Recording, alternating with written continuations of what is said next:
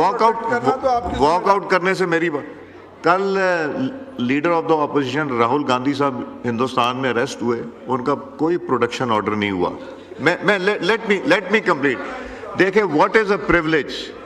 एक मेंबर का प्रिविलेज ये होता है कि उनकी parliamentary duties, now meeting somebody मेरी नज़र में is not our parliamentary duties, मगर तरीका एक और है।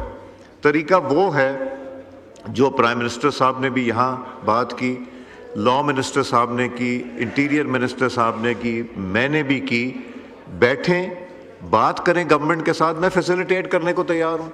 हमने पहले भी फैसिलिटेट किया था, उस वक्त गवर्नमेंट की तरफ से ब्रेक नहीं हुई थी। आप बातचीत करें, इनको डिमांड करें, कहें कि जी हम प्रोसीडिंग में हिस्सा नहीं लेंगे अगर आप हमारी मुलाकात या जो भी, मेरी बात सुन लें, मेरी बात। तो इसलिए तरीका मुज़ाकरात का, ये जो ग्रैंड जिरगा जुर्गा मुझे नहीं समझ आती। ये ग्रैंड जिरगा है मेरा, ये ग्रैंड जिरगा और सेनेट ग्रैंड जिरगा है हमारा। यहाँ पे बात करें। जी असद साहब। एक मदरसा और उसके साथ मस्जिद जो है वो मरी रोड पे वाक़या थी। यहाँ बहुत सोशल मीडिया और मीडिया पे जो तासर दिया जा रहा है कि रातों रात वहाँ कोई ऑपरेशन हुआ और रातों रात सारी चीज़ें वहाँ ख़त्म कर दी गई, बिल्कुल ये हक़ाइक़ के मुनाफी है। जनवरी से जो मदरसे के मुंतज़म हैं उनके साथ राब्ता रखा गया, उनसे कॉन्सेंट ली गई, उनकी मर्ज़ी की जगह जो मुंतखब की गई, उसके बाद उस पर एक जदीद तरीन स्कूल या एक इंस्टीट्यूशन की तरह की जो बिल्डिंग है मदरसे के लिए, वो 4 करोड़ की लागत से बनाई गई। 185 तलबा उस मदरसा में थे। वो बिल्डिंग कंप्लीट हुई जुलाई के आखिरी हफ्ता में। आखिरी हफ्ता में मुंतज़म जो उसको चला रहे हैं उस मदरसा को, उन्होंने अपने तलबा को लेकर गए, अपना सारा सामान, कुतब, इवन उन्हें कहा गया कि आप अपनी जो कारामद चीज़ें हैं, कोई खिड़की, दरवाज़ा, कोई पंखे, कोई बाकी चीज़ें, हर चीज़ वो लेकर गए। और उसके बाद उनकी निगरानी में, उनकी मौजूदगी में, जिसकी वीडियो फुटेज और हमारे पास, क्योंकि पूरा हमें अंदाज़ा था कि इस तरह की कोई बाद में गलत फहमी पैदा हो सकती है, वो मौके पे मौजूद थे और उनके सामने वो फिर वहाँ से मुनहदम किया गया। इसी तरह मस्जिद और जो मदरसा है, हम उसे एक ही लेते हैं। कोई मदरसा पाकिस्तान में ऐसा नहीं कि जिसके अंदर मस्जिद ना हो, कोई ना कोई उसकी बिल्डिंग का हिस्सा मस्जिद ज़रूर होता है। सो हमारे लिए दोनों मुकद्दस हैं और कोई कदम हो नहीं सकता कि बगैर मुशावरत, बगैर जो मदरसा और मस्जिद का एहतराम है उसको मलहूज़े खातर रखते हुए ना लिया जाए। उसके बाद एक और उस पर तेल छिड़का गया कि 50 मसाजिद और मदारस जो हैं इस्लामाबाद में, उन पे हुकूमत कोई रातों रात कार्रवाई करना चाहती है। कोई ऐसा सोच भी नहीं है। अगर कोई कहीं ऐसी जगह हैं जो रस्ते हैं या कोई और जगह हैं जिस पे शरई बहुत सारे मौजूद हैं, बहुत सारे अहकामात, और उसके बारे में हम किसी के बारे में कोई कार्रवाई ना ज़ेरे गौर है, ना बगैर किसी की मुशावरत से आ सकती है। अब उसके बाद रहा बात इसकी, तो यहाँ पर हम मौलाना साहब के पास मैं हाज़िर हुआ, पूरी इंतज़ामिया साथ थी।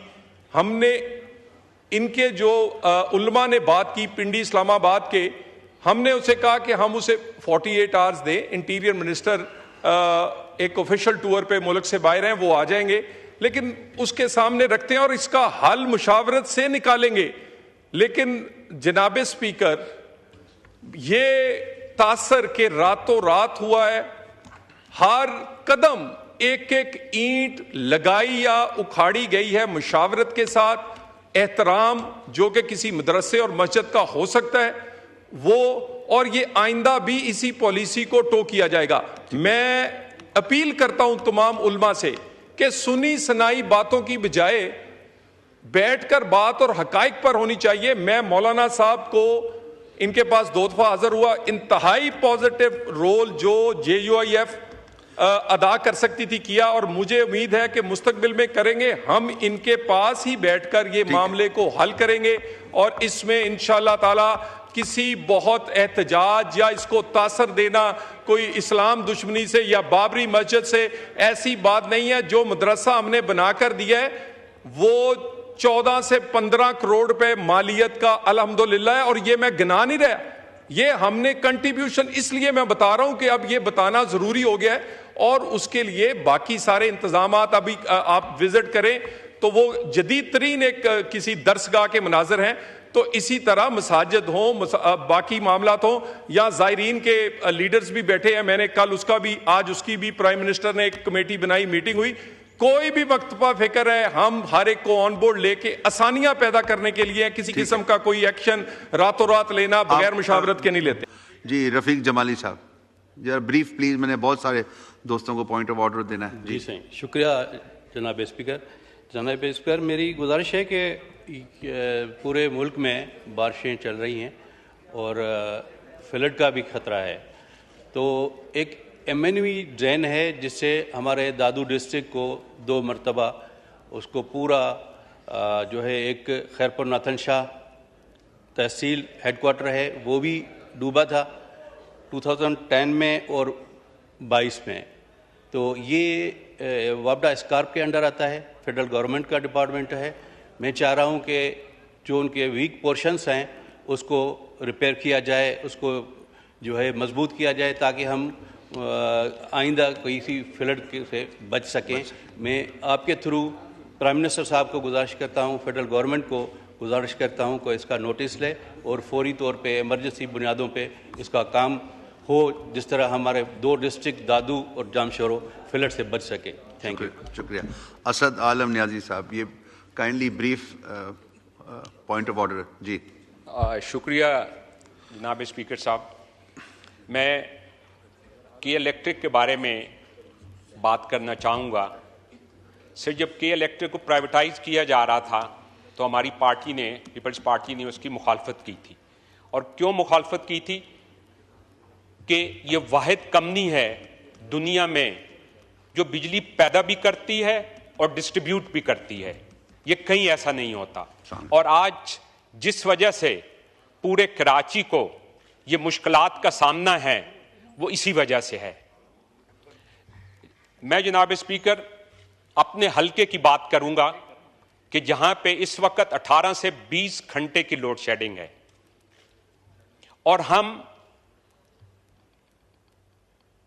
जनाब स्पीकर साहब आपकी तवज्जो, सर इसके ऊपर पिछले 1.5 साल से जो कराची के रिस्पेक्टेबल एमएनएज हैं वो बात कर चुके हैं, लेकिन इसके ऊपर कभी कोई एक्शन नहीं हुआ।